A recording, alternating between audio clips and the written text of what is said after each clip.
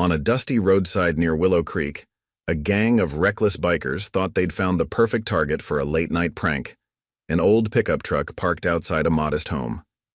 They never imagined its owner, an unassuming veteran, was a former Navy SEAL. What began as a petty act of vandalism soon led to one of the most astonishing turnarounds this quiet little town had ever seen. Before we dive into today's story, let us know in the comments where you're tuning in from, and if you enjoy stories of justice being served, make sure to hit that subscribe button. We've got another incredible tale waiting for you tomorrow. Now let's begin. On a lonely stretch of highway just beyond the edges of Willow Creek, the summer air hung heavy and still.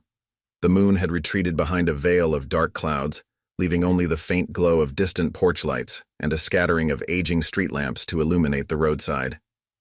It was well past midnight, and the old two-lane route that once carried travelers and dreamers through this small, unassuming town now lay mostly silent.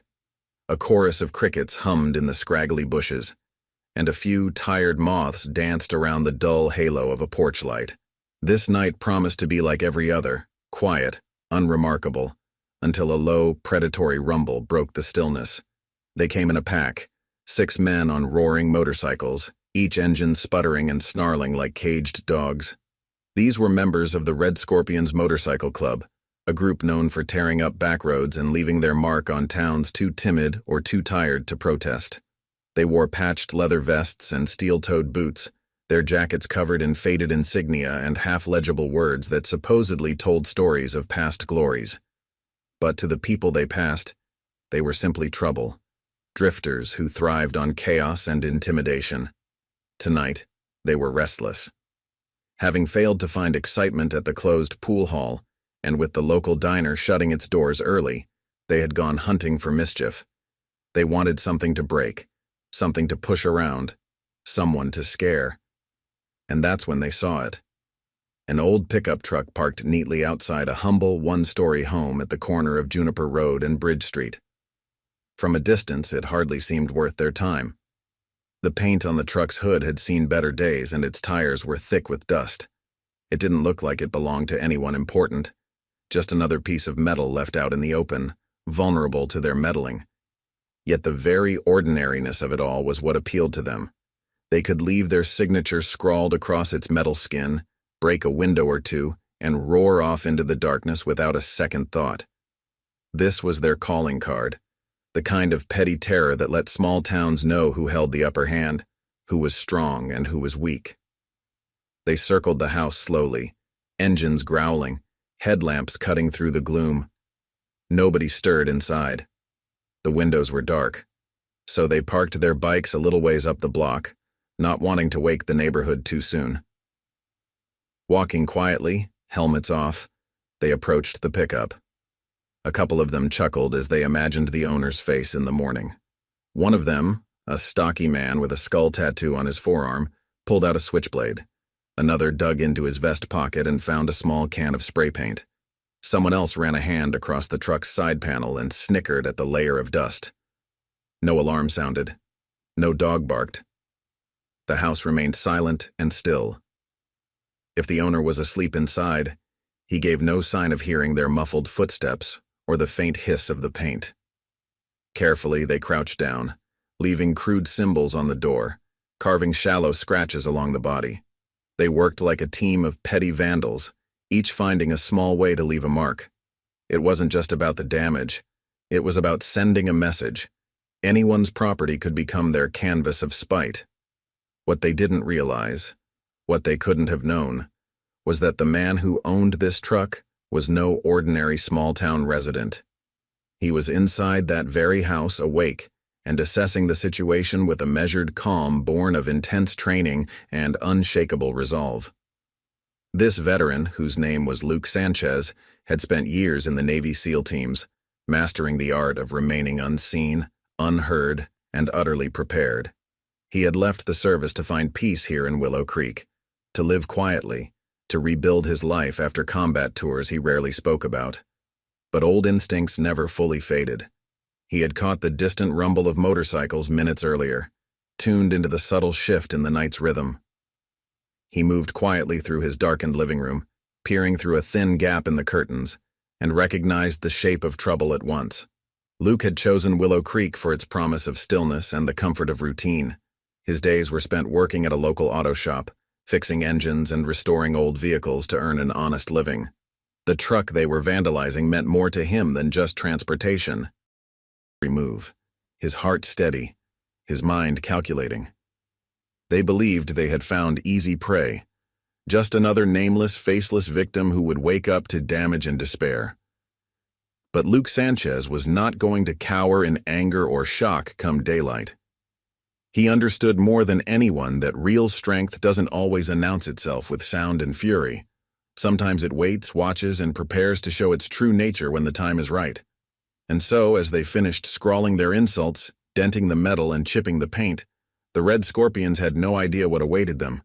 In the silence of that fateful night, they believed they had executed a flawless strike. Yet, beyond the darkness of that humble home's windows, a seasoned warrior stood ready. What began as a small act of vandalism against an old truck was about to ignite a transformation none of them could have predicted. Dawn broke over Willow Creek with a subtle hush. The old two-lane highway, so quiet after midnight's small drama, now caught the first rays of a pale sun. Inside the modest home, Luke Sanchez stood near his kitchen window, coffee mug in hand, his mind still focused on the events of a few hours ago. Outside, his vandalized truck bore angry scars of the night's intrusion, spray-painted symbols, scratched paint, a dented fender. But the veteran's posture was calm, shoulders relaxed and breathing measured. He had seen worse, much worse. He took a careful sip of coffee, inhaling the aroma as if it were a reminder that life's pleasures still existed in the small things. There was no fear in him. Anger, maybe, a tempered, controlled anger. But not fear. Luke had learned a long time ago that emotions, like untamed beasts, had to be trained, directed, and used for good, not allowed to run wild. He glanced at the front door where a pair of well-worn boots waited.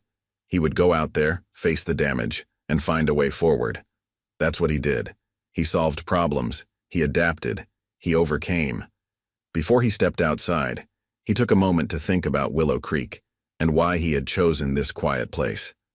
After returning from deployments that spanned continents, after missions nobody would ever hear about, Luke wanted a life where people knew each other's names, where children played safely, where he could offer simple kindness rather than rely on the survival instincts that had governed his life for so long. Here he had found modest work at Rick's Auto Repair and Body Shop. He enjoyed passing skills along to local teens, how to change a tire, how to maintain a carburetor. Willow Creek represented a world far removed from ambushes and firefights. It was supposed to be a peaceful chapter, but he also understood that peace was never guaranteed. The world was full of those who mistook kindness for weakness, who believed they could take what they wanted simply because no one had stopped them yet. These bikers, the Red Scorpions, fell into that category. If they thought painting crude symbols on his truck and denting its body would teach him fear or submission, they were mistaken. Stepping out into the morning light, Luke surveyed the damage up close. The spray paint was a harsh red slash on faded blue paint, the insults scrawled in jagged letters. He ran his fingers lightly along a deep scratch, assessing how hard they must have pressed, what tools they'd used. His mind worked methodically, like an investigator collecting clues. There was no question they'd return. This kind of group enjoyed the thrill of intimidation. First a petty act, then a threat, then something bigger if their dominance wasn't acknowledged. A voice called out from the street. "Luke?" It was Ellen Ward, his neighbor 2 doors down, holding the hand of her young daughter, May. Ellen's face showed concern as she took in the damage. "What happened here? Some kids?" He shook his head. "A group of bikers, not kids, that's for sure." Ellen frowned and May shrank behind her mother's leg. In small towns like Willow Creek, news traveled fast. Soon everyone would know about the vandalism. Some would say, "We need the sheriff involved," while others would just keep their heads down, hoping not to become targets. Luke didn't want fear to spread. He wanted to set an example, one that showed that intimidation had no place in their community.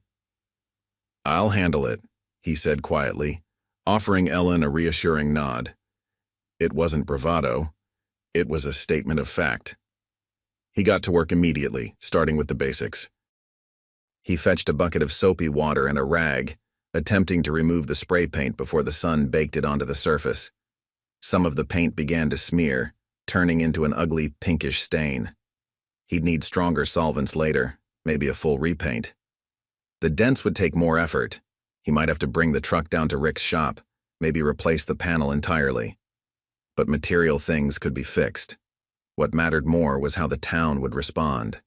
As he worked, a dusty pickup truck pulled over, a familiar face from Rick's, his co-worker Damon. Damon hopped out, pushing back a baseball cap. "Heard about what happened," he said, voice low. "Sheriff called me, asked if I knew anything. I told him I'd swing by." Damon's concern was genuine. He was a stout man with grease-lined fingernails, someone who valued fairness and hard work. "I appreciate it," said Luke, rinsing the rag and trying another spot of paint. "I don't know if they'll be back soon, but I figure they want a reaction." Damon nodded grimly. "I heard rumors about this gang. They've been hitting small towns between here and Westbridge, leaving their mark. Folks say they're looking for someone to push around. Guess they think we're easy pickings." Luke paused and looked up. His gaze scanned the street. Already a few other neighbors had stepped onto their porches, curious and worried. "We're not pushovers," Luke said quietly, as much to Damon as to himself. "But we also don't want to become them, using force just because we can." At that, Damon gave a half-smile. He knew Luke's background, at least in broad terms. "If they only knew whose truck they picked," he said, leaning closer and dropping his voice, "it might give them pause." Luke said nothing, just continued working. He didn't advertise his past as a SEAL.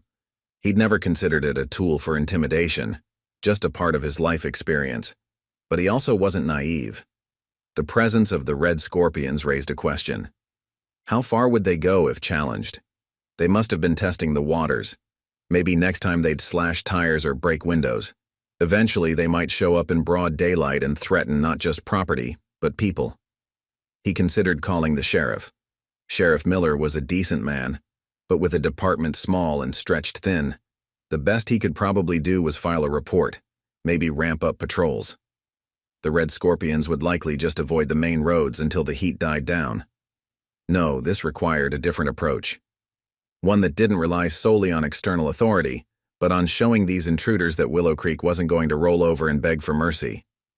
As Luke worked, Arturo, one of the teenagers he mentored at the auto shop, came by on his bike. He skidded to a stop, eyes wide at the sight. "Mr. Sanchez, who did this?" The boy's voice was tense. He admired Luke, not just as a mechanic, but as someone to look up to. Seeing his mentor's truck vandalized seemed to shake some unspoken belief that good people were left in peace. Luke finished scrubbing a small area and turned to Arturo. "A group that doesn't know any better," he said, choosing his words carefully. "But don't worry, it's just a truck. We'll fix it." Arturo seemed unconvinced. "But what if they come back? Shouldn't we?" The boy paused, maybe not sure what he was suggesting. "Fight them? Run them out of town?" Luke placed a comforting hand on Arturo's shoulder. "We'll handle it the right way. We don't stoop to their level, understand?" The teenager nodded slowly. It was a lesson Luke hoped would stick. One mark of true strength was knowing how and when to use it, and how not to. By midday, Luke had done what he could for the truck. The paint was still a mess, but at least the glaring insults were somewhat blurred. He'd swing by Rick's shop later for touch-ups. He took a moment to chat with Sheriff Miller, who drove by to assess the damage. The sheriff, a wiry man with a kind but tired face, promised to keep an eye out. "They might lay low for a bit after last night," he said. "Sometimes these groups pass through without staying too long." Luke nodded, appreciating the effort. But he knew bullies tended to return if they sensed hesitation or fear. He had no intention of waiting passively. Not that he'd go hunting for them. No, that wasn't his style. But he'd be ready, attentive, and prepared to show them that intimidation would fail. Later that afternoon, he stood by his workbench in Rick's back lot, examining a metal panel that might replace one of the truck's damaged sides.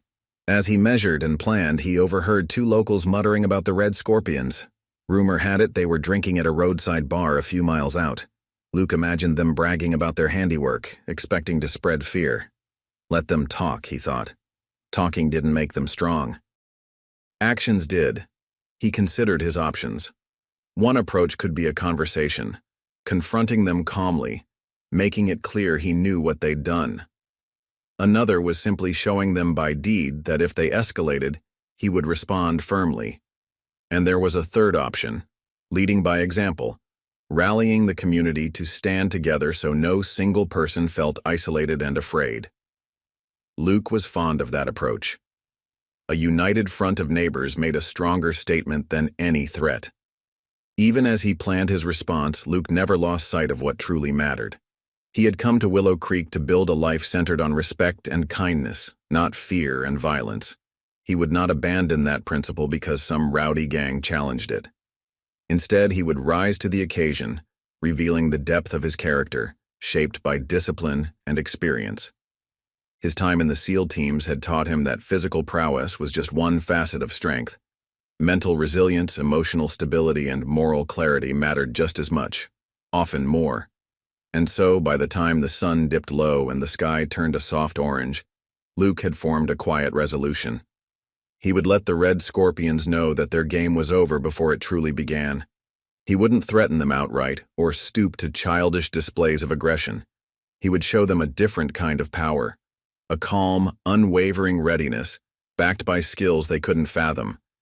If pushed, he would push back, but only as far as needed to protect what he held dear. As night approached, the air cooled, and the distant hum of motorcycles drifted faintly on the breeze. Luke stood on his porch, arms crossed, eyes sharp. Willow Creek's silence returned, heavy and expectant. The stage was set. What began as petty vandalism would soon unfold into a story of courage and transformation, one that would not only expose the bikers' misconception, but also inspire the whole town to remember that true strength, real, lasting strength, comes from integrity, unity, and the refusal to let fear define what a community can become.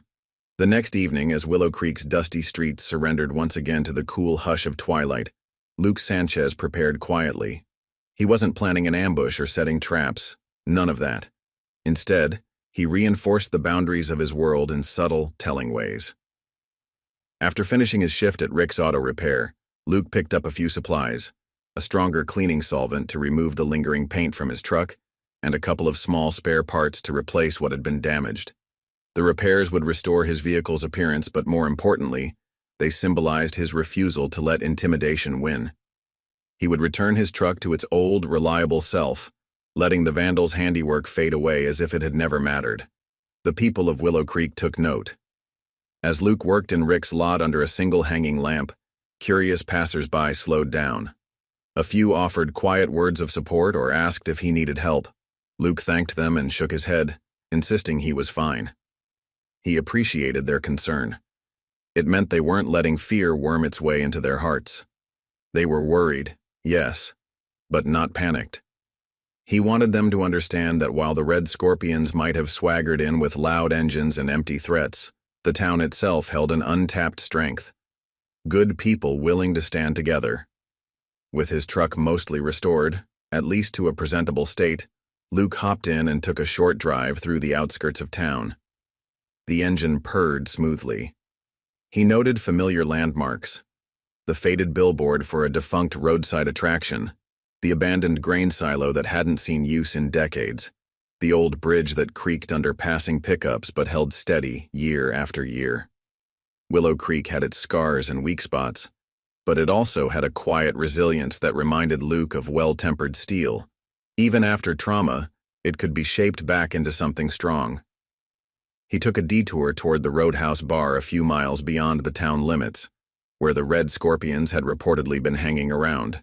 Stopping just short of the gravel parking lot, he turned off his headlights and watched from a distance. He wasn't there to confront them, just to gather information. It was a habit he'd never fully shaken from his SEAL days. Know your environment, understand your adversary, see without being seen. From behind a stand of mesquite shrubs, he could make out silhouettes around a cluster of motorcycles. Harsh laughter carried on the evening breeze. One man, stocky build, shaved head, gestured wildly as if recounting a grand story. Two others leaned against their bikes, posture relaxed yet predatory. Luke guessed these were the ones who vandalized his truck. He recognized a certain cocky body language, the way one kicked at the dirt with a boot heel, as if itching for conflict. They had come to this region looking for easy targets, and they'd found a quiet little town that they assumed would roll over. Luke listened to their muffled voices, catching a few words here and there. They were talking about scaring someone into cooperation and making sure people knew who was in charge. It was standard bully talk, thinly veiled threats, boasting about taking what they wanted without consequences. Luke sighed softly. He knew the type. They pushed and pushed until they met a boundary that wouldn't yield. After a few minutes, he eased his truck back onto the road and returned to town. He had what he needed, confirmation they were still in the area, still testing the waters. He suspected they'd try something bigger next time, maybe targeting a local business or someone more vulnerable. He would not let that happen. If they escalated, he would respond in a way that showed them their games were over. The next morning, Luke visited Sheriff Miller at the modest station house, a converted storefront that served as the hub of law enforcement for miles around. The sheriff, as always, wore a look of calm concern, as if he were perpetually balancing the peaceful intentions of the town against the storms brewing on its perimeter.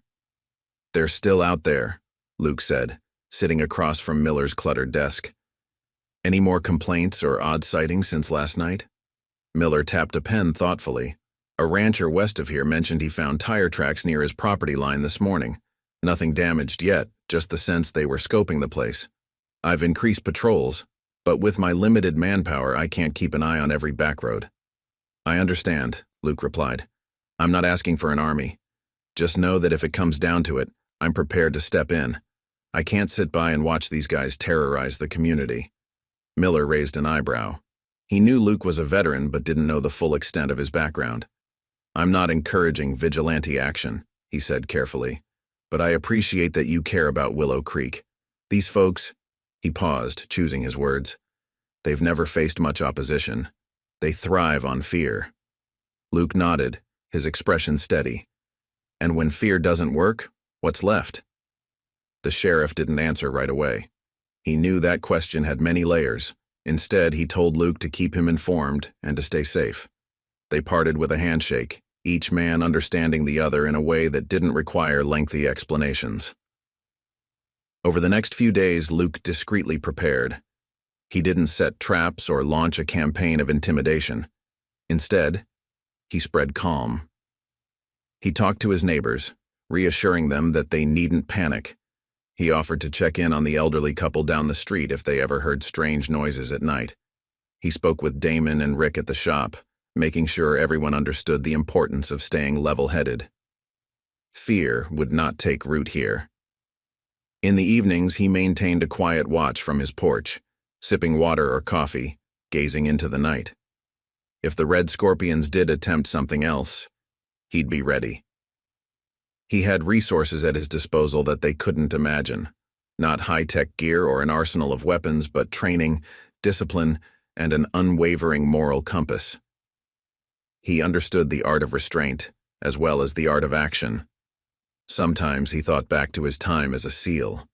Late nights spent in hostile environments, waiting for the moment to act, knowing that a calm mind could mean the difference between life and death. Willow Creek wasn't a war zone, but the principles remained. Don't let panic rule you. Don't strike first in anger. Let the opposition show their hand. Only then respond with measured force or firm resolve. And never lose sight of who you are and why you're fighting. Word began to spread through town that Luke Sanchez was keeping an eye on things. People relaxed a fraction, trusting in this quiet man who had chosen their small community as his home. Some locals thought it odd that one man's presence could ease so many worries, but then again, Luke's calm demeanor had always been disarming. He wasn't boastful or larger than life. He simply carried himself as though he knew how to solve problems, a silent promise of safety. Meanwhile, the Red Scorpions, unaware of who they were dealing with, continued to linger on the edges.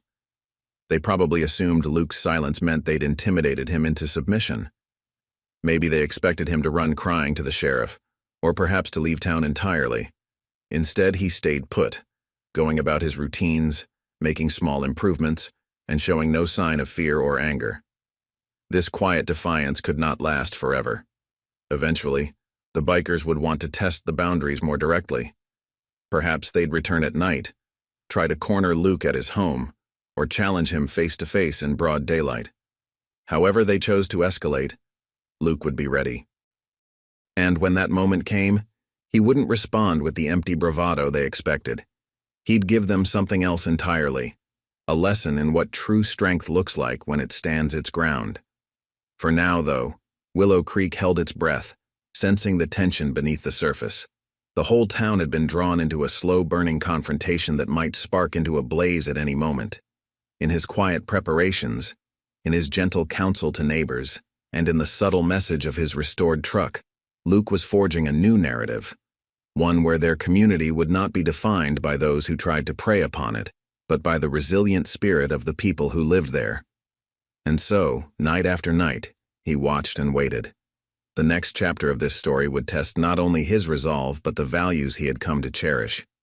The Red Scorpions had no idea that their chosen victim was a man who had looked into far harsher darkness than anything they could conjure, and walked away unbroken. Night settled over Willow Creek with an uneasy stillness. The Red Scorpions had spent the evening drifting in and out of the roadside bar, as if waiting for something. An excuse, a spark, a chance to push harder. Their earlier vandalism had gone unanswered in any way they understood. From their point of view, no retaliation meant weakness. In their world, dominance was established through escalation. And so, as the neon sign outside the bar buzzed in the darkness, they decided to turn up the pressure.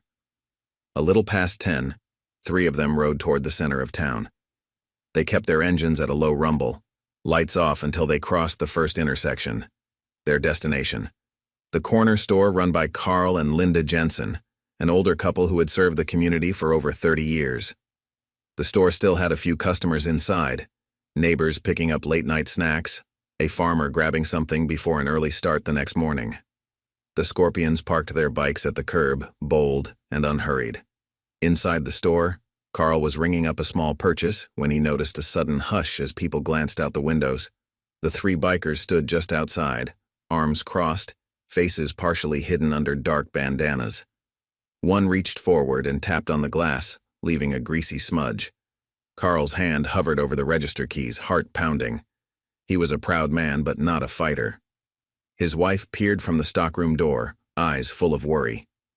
Luke had just finished checking the locks at his home and stepped onto his porch when a distant engine note broke the silence. The sound might have meant nothing 2 weeks ago, but now it suggested trouble. After a moment's hesitation, he climbed into his truck and drove slowly toward the town's center, following the faint glow of the store's lights and the unsettling hum in the air. As Luke pulled onto Main Street, he saw the 3 motorcycles angled near the corner store's entrance. One biker leaned into the doorway, not stepping inside, just looming there and staring at Carl. Inside, customers lingered at the back, reluctant to leave, unsure how to handle this new presence.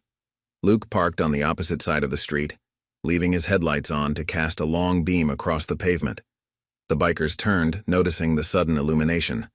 For a moment, nobody moved. Luke got out, his truck door closing with a calm, deliberate click. He crossed the street at a measured pace, hands visible, posture relaxed. He said nothing right away, just stood a dozen feet from the door, meeting the eyes of the biker closest to him. The man was thick-set, with a tangle of tattoos creeping up his neck. He tried to hold Luke's gaze, perhaps waiting for a hint of fear. Instead, he found a steady, unreadable calm. "You folks lost?" Luke asked quietly, voice steady. His tone was neither aggressive nor deferential. It was the voice of a man who belonged here, who had nothing to prove. The thick-set biker stepped away from the door and approached Luke with a swagger, his boots scuffing against the sidewalk. "Just browsing," he said mockingly. "Heard this town had good hospitality. Figured we'd see for ourselves." He nodded toward the store. "Might be we're not feeling so welcome." Luke's eyes flicked to Carl, who stood behind his counter, mustering a semblance of courage. Carl wanted to say something, but his voice failed him. That was all right. Luke had no expectation that the townsfolk suddenly become warriors. They were honest people, living honest lives. Hospitality is earned, Luke said, not forced. He took a step forward, not aggressively, just bridging the space. The bikers tensed. There were 3 of them, and only one of him. Yet something about the way Luke carried himself made it seem like the odds were even, if not already in his favor. The biker who spoke first glanced over his shoulder at the others, as if seeking a signal. One nodded, and the leader faced Luke again. You talk big for a man alone. Bullies knew how to handle fear and panic, but they struggled against self-possession and moral courage. As the group drank and argued under a dim lantern light, the name Sanchez came up repeatedly. Someone suggested asking around, maybe hitting a bigger town to the south to see if anyone knew him. Pride stung. They decided they needed more information. If this quiet stranger had so easily disrupted their attempts to seize control, there might be more to him. They tasked one of their members, who boasted he could talk to just about anyone, to slip into Willow Creek the next day and dig up whatever rumors he could. The Red Scorpions wanted leverage. If they uncovered a secret, some vulnerability, they could turn the tables. Back in Willow Creek, Luke spent the evening chatting quietly with Sheriff Miller in his modest office. Miller had caught wind of the corner store episode. He leaned back in his chair, studying Luke with curious respect. I'm not sure how you manage that, the sheriff said. They came in looking to scare folks and they left rattled themselves. What did you say to them? Luke shrugged. Not much. Sometimes it's what you don't say. Miller drummed his fingertips on the desk, choosing his words carefully. Luke, folks around here appreciate what you did, but some are wondering, who are you really? Not just another mechanic, are you? Luke met the sheriff's eyes. He trusted Miller more than most. I served in the Navy, he said simply. A few years in the SEAL teams. He didn't elaborate. He never did, never needed to. The quiet authority he carried now made sense to the sheriff, who nodded slowly. Explains a lot, Miller said. I won't spread it around if you don't want me to, but if these bikers find out, could make them think twice, or it could make them double down. Luke considered that. He knew how certain types responded to new information. Some would back off immediately, unwilling to tangle with a trained warrior. Others would see it as a challenge, pushing harder to prove themselves. We'll deal with that if it happens, he said. Miller rose from his chair, peering through the window onto the quiet street. Just be careful, he said, voice low. They're not done. I can feel it. The next morning, a lone biker rolled into Willow Creek on a matte black motorcycle, his vest dusty, eyes hidden behind mirrored sunglasses. He parked near the diner and pretended to browse a notice board outside, all the while eavesdropping on conversations. Inside the diner, 2 farmers spoke over eggs and coffee about how Luke sure stood them down. The biker leaned closer to the window, straining to catch details. He heard the name Sanchez again, heard the words Navy and some kind of special forces. He gritted his teeth. If that was true, the Red Scorpions had stumbled into deeper waters than they'd realized. Before leaving, the biker managed to corner a young man near the gas pumps, a high schooler named Jimmy who recognized Luke as the helpful mechanic who'd shown him how to fix a flat. The biker pretended casual interest. Heard a story about some guy here, he said lightly. Stood up to trouble at the store the other night. Know who he is? Jimmy, wary, shrugged. Everyone knows Luke. He keeps to himself but helps people out when they need it. Good man. When pressed, Jimmy revealed only what the whole town understood. Luke was different, skilled in ways that weren't fully explained. The biker tried to push for more specifics. You sure he's just a mechanic? Jimmy hesitated. A flicker of pride crossed his young face. Look, I don't know all his stories, but everyone respects him. That's all you need to know. And with that, Jimmy walked away, leaving the biker to stew in frustrated curiosity. Returning to the camp, the biker relayed what he'd heard, some kind of military background.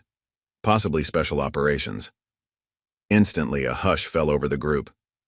Their leader, a tall, wiry man called Grayson, didn't believe in retreat. He folded his arms and glared at his crew. So what if he's military?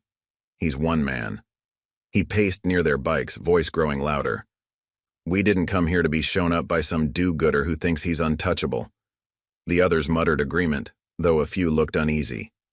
They had relied on intimidation and brute force for so long, the idea of facing someone trained and unafraid unsettled them. Grayson decided on a direct course. If subtle threats and late-night visits weren't enough, they'd push Luke out of his comfort zone. He barked orders, sending a pair of riders off to locate Luke's home precisely, to watch his routines.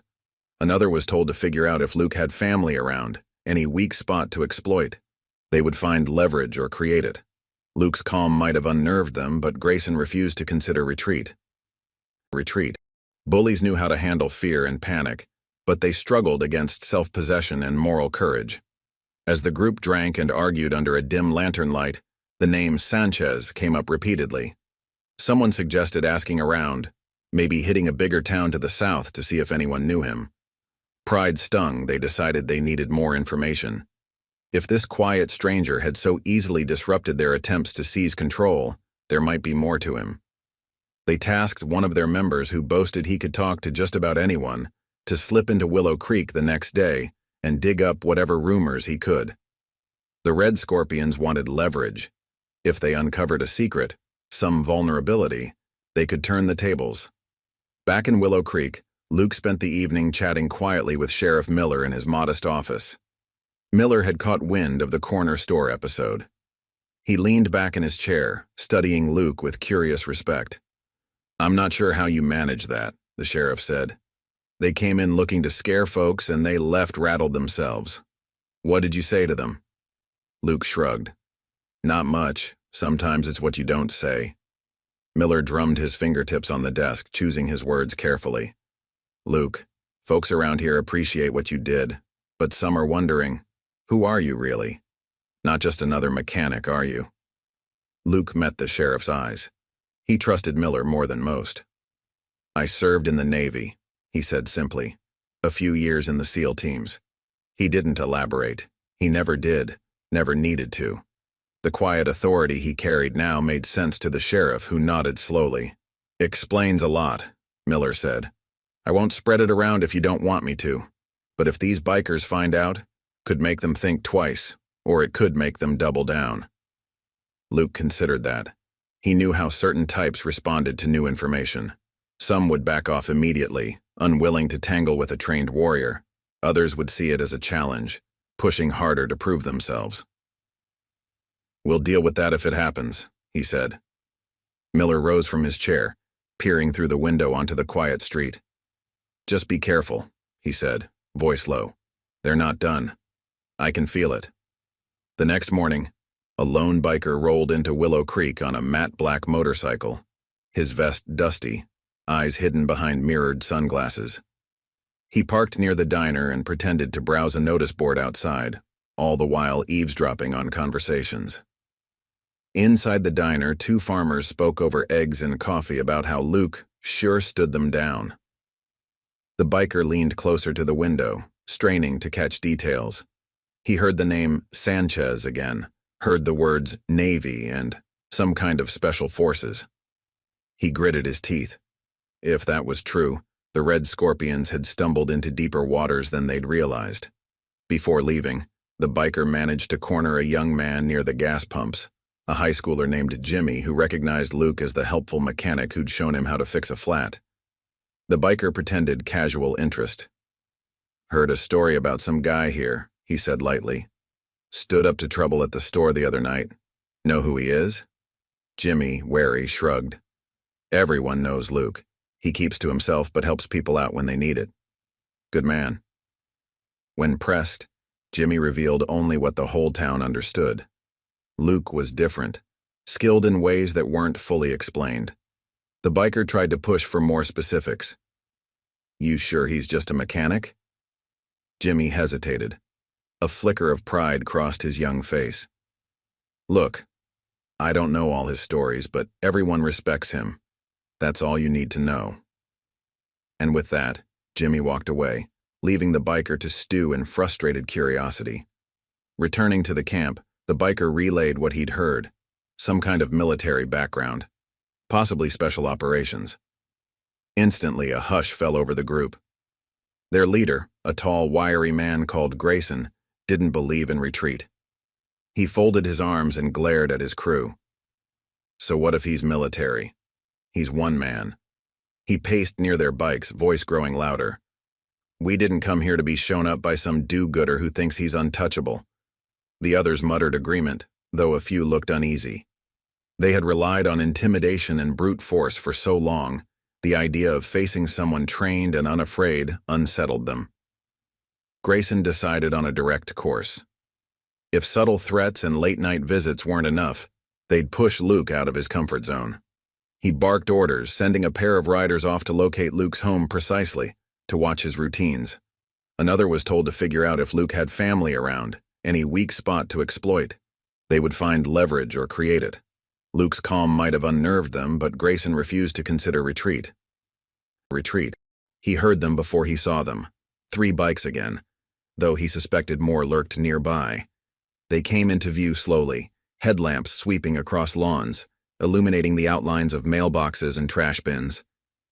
The riders wore their signature leather vests, gloved hands gripping handlebars tight. They stopped 20 feet from him, engines idling, the acrid smell of exhaust drifting his way. The leader, Grayson, Luke guessed, killed his engine first, signaling the others to do the same. The sudden silence was startling. Without the roar of engines, the bikers seemed smaller, less imposing, just men with a fragile code of intimidation. Grayson swung a leg off his bike and approached Luke with measured steps. He was lean and angular, with eyes that glinted like broken glass. Stopping a few paces away, he jabbed a finger at Luke's chest, not touching, just pointing. "We hear things about you," he said, voice low and steady, trying to sound confident. "You think you're untouchable? Think you can just humiliate us in front of these people?" Luke stood unflinching, hands at his sides, posture relaxed. He met Grayson's gaze. "No one humiliated you," he said. "You tried to scare a community that did nothing to you. I told you it wouldn't work." The other 2 bikers fanned out slightly, one to the left and one to the right, attempting a flanking maneuver. Luke noted their positions without turning his head. He'd chosen this spot on purpose, under the street lamp, with enough open space that no one could sneak up behind him easily. He'd even considered how the light would reflect off their metal and chrome, revealing their movements. Grayson sneered. "You talk like you own this place. Just because people here look up to you doesn't mean we can't break that." He leaned in, voice dropping lower. "I know what you are. Some Navy hotshot. Think that scares us?" A flicker of something passed across Luke's eyes. He gave a small shrug. "Scare you? No," he said quietly. "But I'm guessing you're not comfortable with what you don't understand. You're used to folks backing down. I'm not backing down." The biker to Grayson's left shifted his weight and reached under his vest, maybe for a knife or a chain. Luke moved fast, but calmly, almost gracefully. He stepped sideways, just enough to force the biker to rotate awkwardly and lose his advantage. Without raising a fist, without striking, Luke took control of the space through a subtle repositioning. The biker froze, uncertain, off balance. Luke didn't need to escalate. His presence and readiness were enough. Grayson's composure cracked. He was counting on fear to do the work for him. Instead, he was confronted by a man who gave nothing away, who answered pressure with calm resolve. If he lunged, Luke looked ready to handle it. If he threatened someone else, Luke seemed prepared to intercept. Grayson's grip on intimidation slipped like sand through his fingers. Inside nearby houses, people watched through curtains. They saw no swinging fists, no pitched battle, just the tense dance of wills. Luke didn't bristle or boast. He remained steady, as if this confrontation were an inconvenience he'd rather settle quietly. "Tell me what you want," Luke said, voice low. "You want to run this town? Take its money? Scare its people?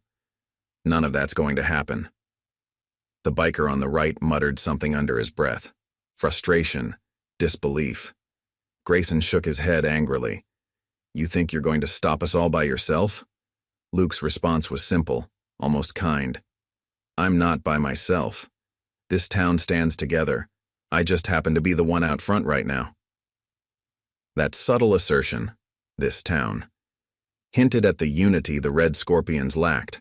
Their hold was fear-based, fragile.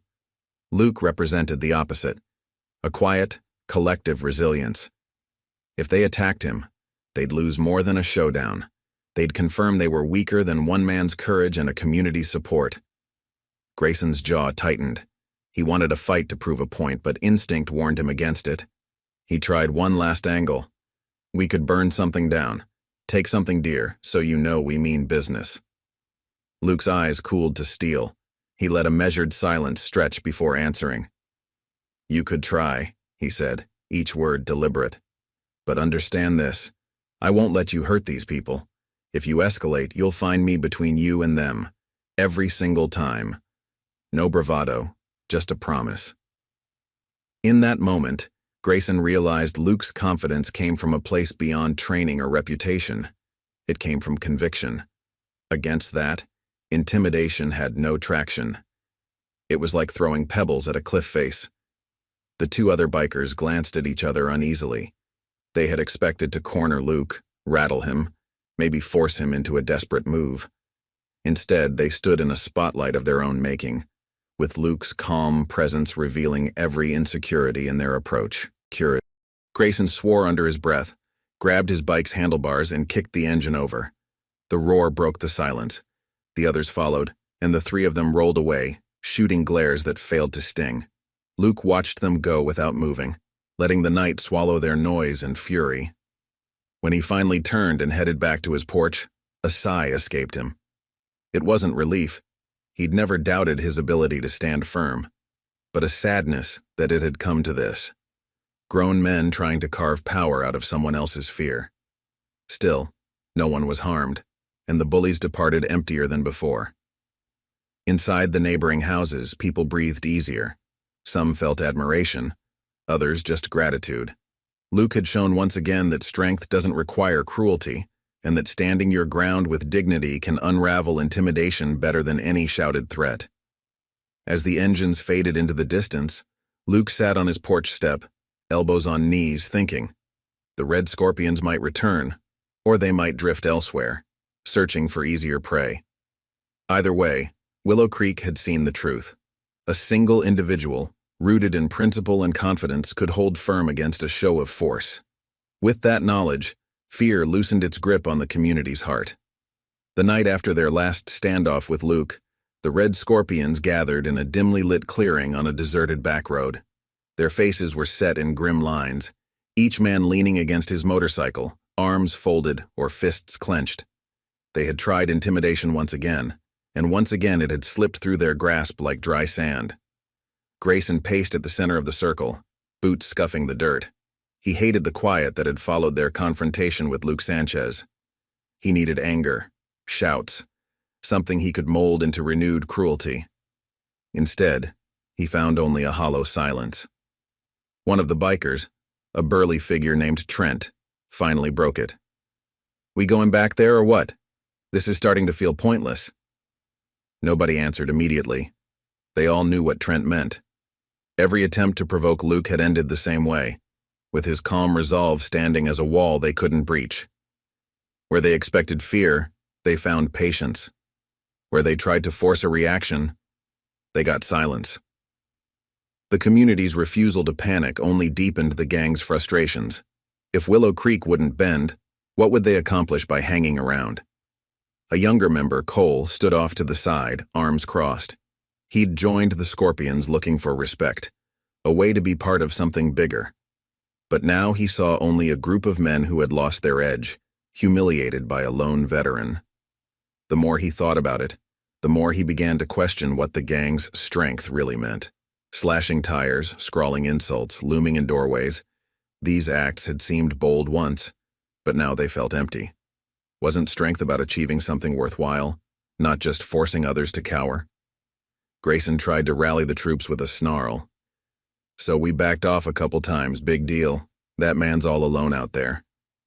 He jabbed a finger toward the distant lights of Willow Creek. "We catch him on his own turf. We'll make him regret defying us." But his words rang hollow, and he knew it.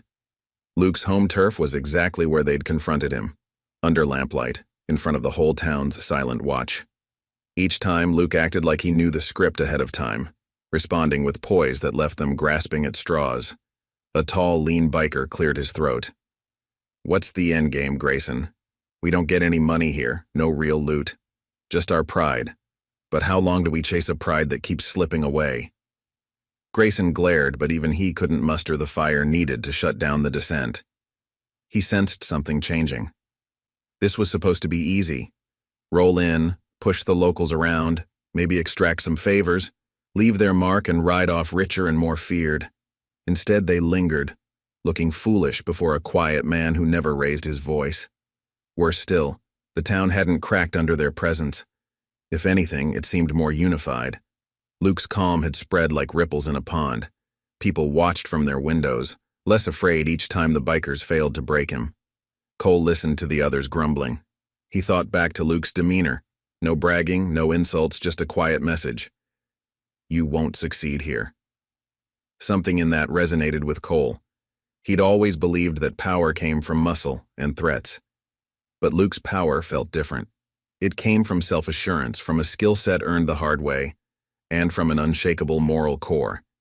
That kind of strength drew respect without demanding it. Cole had never seen anything like it.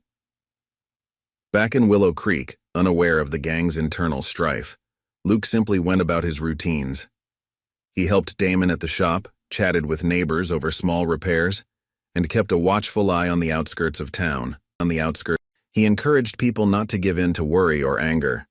The Red Scorpions fed on fear. If none was offered, they'd find nothing to sink their teeth into. Luke knew from his past life, covert operations, tense standoffs in foreign lands, that sometimes the bravest act was to do nothing dramatic, to stand firm and let the enemy realize they had no foothold. Sheriff Miller noticed the shift too. His patrols turned up fewer signs of the gang's presence near town limits. Perhaps they were licking their wounds. Perhaps they were planning something more drastic. But Miller took comfort in knowing Luke was there. Without ever declaring himself a protector or leader, Luke had become an anchor for the community's courage. In the gang's makeshift camp after midnight, Cole lay awake staring at the sky. He remembered how he used to admire the older Scorpions, looking up to them for their fearless swagger. But now he saw cracks in that facade. Without fear to fuel them, they had nothing. It made him question the life he had chosen, the values he had adopted. He considered the possibility of a different path, one where respect came from helping rather than hurting, from earning trust instead of demanding submission. The following morning, tension weighed heavily on the gang's camp. Grayson tried to bark orders, plotting another night raid or a new trick to corner Luke, but the crew responded with lukewarm nods and half-hearted grunts. Dissent simmered. One or two talked quietly about leaving, drifting off to the next town. Others eyed Cole suspiciously. He seemed quieter than usual, lost in thought. Grayson noticed that his men no longer looked at him with confident loyalty. The air had changed. He knew he needed a decisive move to restore their faith. Yet he couldn't name one that wouldn't backfire. If they attacked Luke directly, and he bested them again, their humiliation would be complete. If they withdrew now, tails tucked, he lost face as a leader. He stood trapped between a rock and a hard place. Luke had set a standard of calm resistance that Grayson had no answer for. Meanwhile, Willow Creek carried on with quiet resilience. People mowed their lawns, fixed their porches, and attended Sunday service with a calm understanding that came from seeing a threat fail to materialize again and again.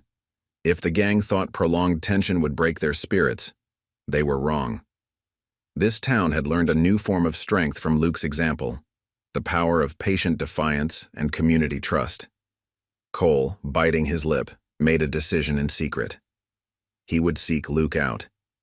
He needed to understand how a single individual could derail an entire group's plan without stooping to their level. Maybe Luke could explain what true strength meant. Maybe Cole could find a way to start over, away from the scorpion's hollow bravado. As dusk approached on that 7th day since the confrontation began, the stage was set for a turning point. The red scorpions, fractured and uneasy, hovered on the brink of collapse. Luke, steady as ever, minded his own business, ready to face whatever came next. And somewhere in between, Cole prepared to step onto a new path, guided by the faint but steady light of the quiet veteran's example. The tension lingered, but within that tension lay the seeds of something else: change, understanding, perhaps even redemption. The question wasn't whether fear would break Willow Creek, but whether Luke's unwavering calm could break the cycle of intimidation that the Scorpions had known for so long. In the days that followed, Willow Creek settled into a cautious normalcy. Neighbors resumed chatting over fences, the corner store bustled with morning customers, and the hum of farm trucks drifted along back roads. Yet everyone remained alert, knowing the red scorpions were still on the outskirts, nursing bruised egos and searching for a way to salvage their image. Luke Sanchez continued his routine: early mornings at the auto shop, quiet evenings at home, without altering his calm demeanor. He offered advice to locals on simple repairs, volunteered to help Ellen Ward install a new screen door, and even organized a small workshop for a few teenagers interested in learning basic vehicle maintenance. Life went on, but an undercurrent of anticipation remained. Would the Scorpions return with a new strategy, or had Luke's composed defiance convinced them to leave well enough alone? 3 nights later, just before sunset, distant engine noises rumbled through the wheat fields that lay south of town. Sheriff Miller, patrolling in his cruiser, caught sight of 3 riders cutting through a narrow dirt path. They weren't heading directly for Willow Creek Center, but looping around its perimeter. Miller called in a warning on his radio, advising townsfolk to be cautious. Word traveled fast, yet no one panicked. They trusted that if trouble came, Luke would be ready, not as a lone hero, but as part of a collective front. Near the old silo at the eastern edge of town, an unexpected scene took shape. Luke, having finished a dinner of simple fare, decided to walk outside the usual boundaries. He chose the silo spot because it was a quiet place, a relic of the past when grain exports passed through these parts. He found it comforting, proof that communities thrived on honest work rather than intimidation. He didn't expect to see a single motorcycle parked there. One of the younger bikers, tall, lanky, with uncertain eyes, stood waiting. He wore the Scorpion's vest, but the body language was different this time. Shoulders slightly hunched, one hand raised cautiously, palm out. Luke approached with careful steps, stopping at a comfortable distance. "Evening," he said calmly. The biker swallowed, nerves evident. "Name's Cole," the young man said. "Look, I know what you did, facing us down without violence. A lot of the guys don't understand it, but He broke off, shifting his weight. "I'm not here to fight, just need to talk." This was a twist Luke hadn't entirely expected. He nodded. "Go ahead." Cole glanced around, as if worried someone might be watching. "Grayson's losing his grip. Half the crew thinks pushing this town is more trouble than it's worth. Others want to make a final show of force, but after what we've seen..." He hesitated, trying to find the right words. "You didn't give us what we wanted. No fear, no anger. Just that steady look. It's messed with their heads." Luke didn't break his calm. "If you're here, it means you're looking for a way out of this mess. Am I right?" Cole exhaled slowly. "Yeah, I didn't sign up to hassle quiet towns and good people. I joined the Scorpions to feel strong, to belong. But all we do is try to scare folks. It's empty." He looked Luke in the eye. "How do I get out? How do I fix what I've done?" The question hung in the warm evening air. Luke studied the young man, noting the honest worry beneath the tough exterior. It reminded him that not everyone in a gang was beyond redemption. Some were just lost, trapped in a cycle of proving themselves through reckless acts because they knew no other way. "I'm not here to judge you," Luke said. "But if you're serious, you need to walk away from them. Start by leaving tonight, before they pressure you into something worse." Cole's voice dropped, cracking slightly. "They'll think I'm a traitor. They might come after me." Luke's gaze was steady, reassuring. "This town protects its own, and anyone who wants to be better. If you're sincere, you might find refuge here, but it won't be easy. You'll need to earn trust and show who you really are when you're not hiding behind a badge of intimidation." Tears glistened, quickly wiped away.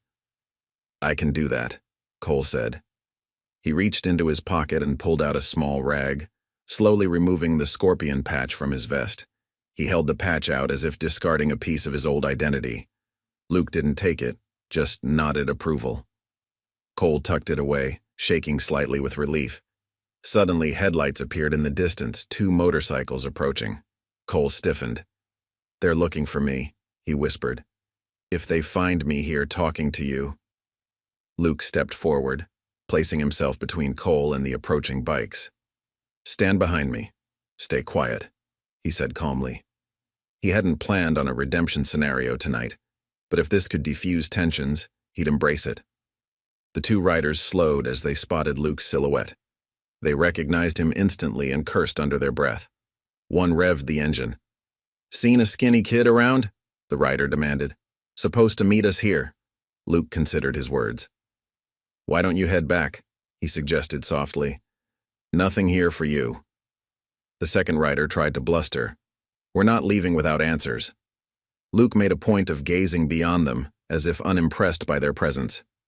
"Your mistake," he said, voice low. He didn't raise a hand or threaten. He simply allowed the silence and his calm presence to weigh on them. The riders, already wary from previous encounters, faltered. They glanced at each other, unsure. Eventually, they turned their bikes and left, muttering into the night. Cole sighed, shoulders sagging. "You didn't even have to yell," he said, almost disbelieving. "They just left." "That's what happens when fear doesn't work anymore," Luke replied. "They realize they have nothing else." The 2 men stood quietly under the starry sky, the old silo looming behind them. In that peaceful moment, something shifted. Cole had chosen a different path, stepping out of the gang's shadow to try and reclaim his dignity. And Luke had shown once again that genuine strength and kindness could inspire change rather than force compliance. Next morning, the rumor spread. One of the bikers had walked away, possibly under Luke's protection. The Red Scorpions, already divided and unsettled, began to fracture. Grayson and his loyalists realized their presence in Willow Creek only served to highlight their own weaknesses. Without an easy target to bully, without fear to stoke, their power slipped through their fingers. For Willow Creek, this surprising shift brought a hopeful warmth.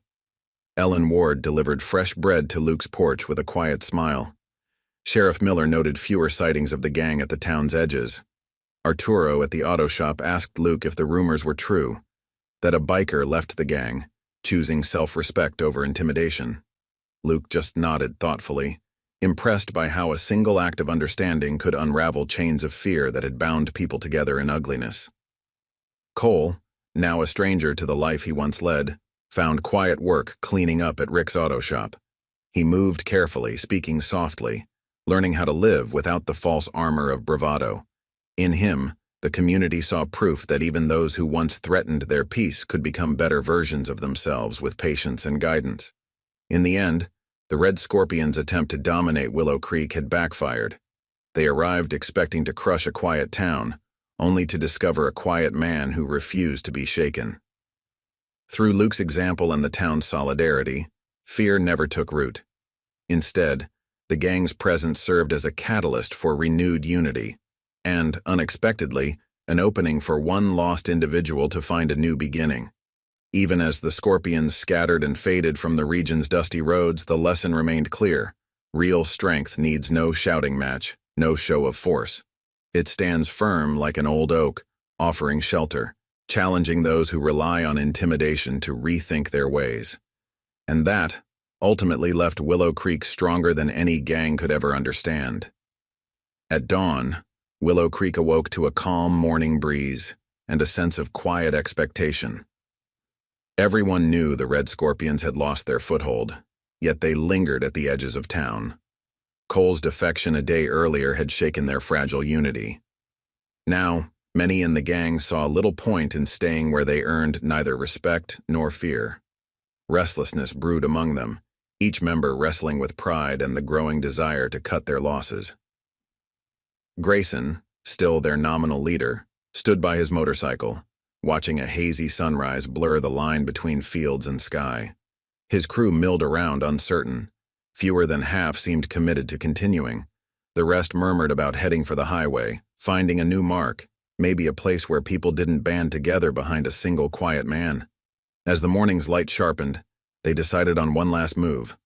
They'd ride through Willow Creek's center just once more, to show they weren't chased out like frightened coyotes. They wouldn't confront Luke directly. He'd proven too solid a pillar. But they would at least pass through and remind the town they existed. It should have been a simple display, but as they approached the main street, something unexpected awaited.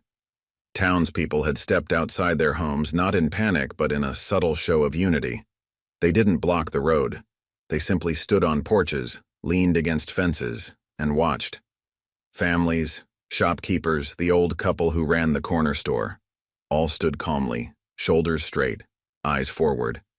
No jeers, no threats, just a collective gaze as if to say, "We see you, and we are not afraid." The red scorpions slowed. Their symbolic show of force had been met with quiet, unwavering presence.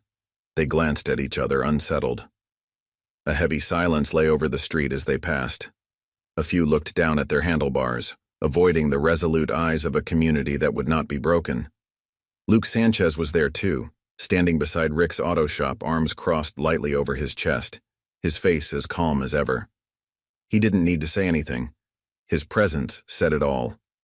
We never cowered, we never struck out in rage, and yet here you are, leaving without victory. It was a lesson more profound than any punch or shouted ultimatum could convey. Grayson's jaw tightened. He revved his engine, trying to maintain an air of defiance, but the gesture felt hollow. The bikers rolled on, past Luke, past the diner, past the small church, and out toward the distant highway that shimmered in the morning heat. None of them spoke. The tension they once wielded like a weapon had evaporated. They had no claim here. As the rumble of their engines faded, Willow Creek's residents breathed easier. Some nodded to each other, small smiles passing between neighbors. It wasn't a triumphant cheer, just a shared understanding that they had collectively weathered a storm without losing themselves. They hadn't needed violence or grand speeches. They had simply refused to yield to fear, guided by Luke's example.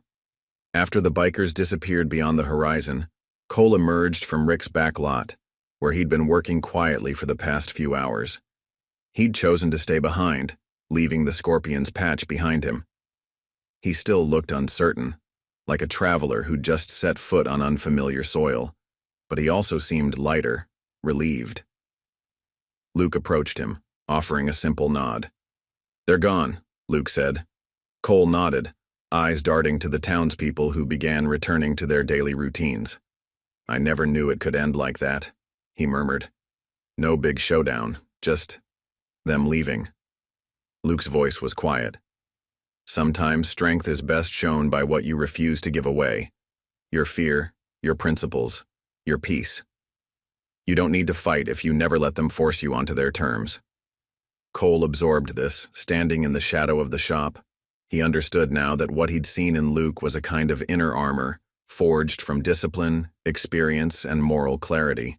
That armor had protected the town better than any barricade could have. The sheriff drove by, tipping his hat, a subtle acknowledgement that the matter was settled. Ellen Ward passed with a basket of peaches, pausing to say, "Good morning, Luke."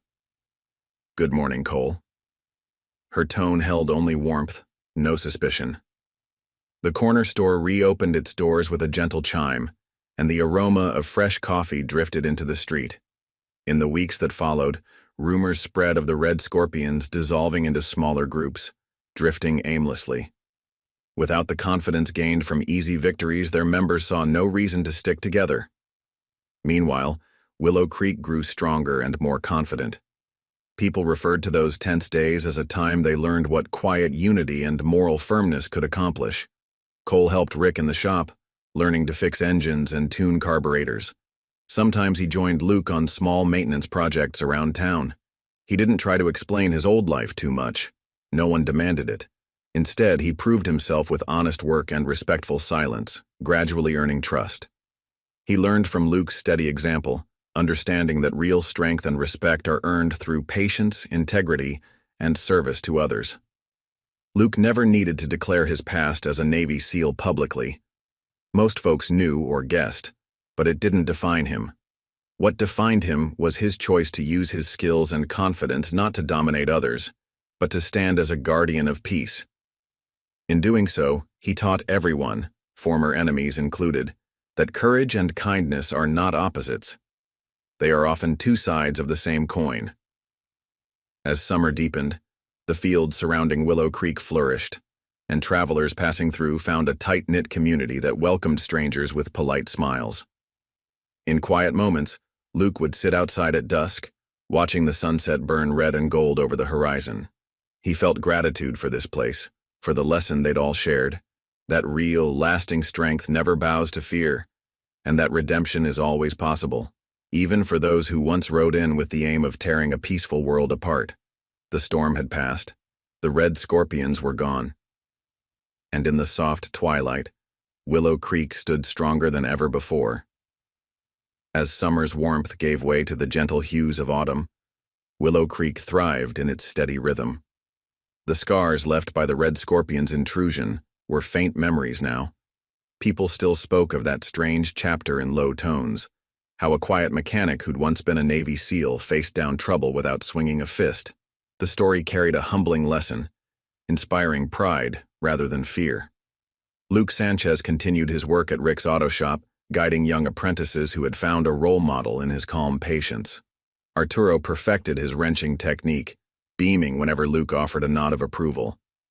Ellen Ward's cafe hummed with soft conversation. Regulars commented on how their town seemed a bit kinder, more united since the ordeal. Cole settled into this new life, grateful to be counted among decent people. He learned more each day, how to fix a flat, how to rebuild a carburetor, and more importantly, how to stand for something good without needing threats or force. In the evenings, when the wind whispered across silent fields, Luke would pause on his porch, arms resting easily on the railing. He listened to distant laughter, to the quiet clink of dishes, to the murmur of neighbors trading news. In that gentle chorus, he heard what he'd helped preserve, a community that refused to let fear shape its destiny.